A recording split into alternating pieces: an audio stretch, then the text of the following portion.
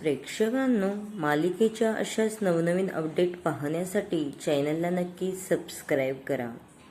आजच्या भागामध्ये आपण बघणार आहोत, तन्वी नागराजसोबत कॉलवर बोलत असते आणि ती म्हणते, नागराज काका, आपलाच प्लॅन होता ना हा, की महिपतला लपवून ठेवायचं, साक्षीला दुसरीकडे धमकवायचं, हे सगळं माझ्याच सांगण्यावरून केलं ना. आणि आता तुम्ही मला त्या प्लॅनमधून काढून टाकले आणि महिपतला दुसरीकडे नेऊन ठेवलं आणि मला सांगत पण नाही आहात की महिपत कुठे आहे ते. नागराज काका, तुम्ही हे असं नाही करू शकत. नागराज म्हणतो, एक गप रे प्रिया, मी नाही सांगणार तुला महिपतला मी कुठे लपवलंय ते.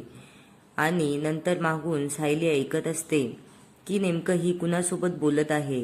हिनं तर महिपतचं नाव घेतलंय, मग हिचा आता पण काय संबंध आहे या गोष्टीशी.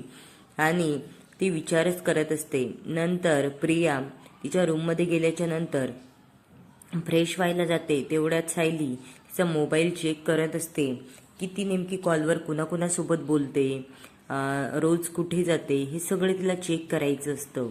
आणि तेवढ्यात तिथे अश्विन येतो. अश्विन म्हणतो, वहिनी तू काय करते, तुझा अजूनही प्रियावर संशय आहे.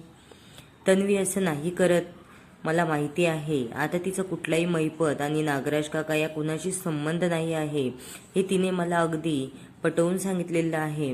ती म्हणते, अश्विन भाऊजी, तुम्हाला माझ्यावर शंका आहे तर मग आपण कॉल हिस्ट्री चेक करूया.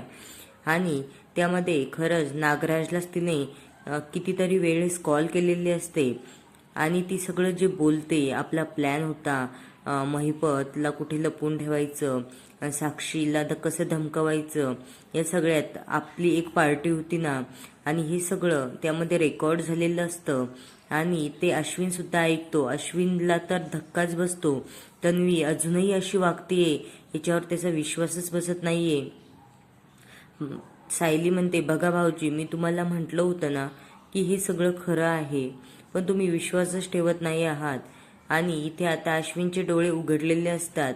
नंतर इकडे साक्षीला भेटायला सचिन गेलेला असतो. तेवढ्यात तिथे प्रियाच्या सांगण्यावरून साक्षी कुठे आहे हे त्यांना माहीत झालेलं असतं.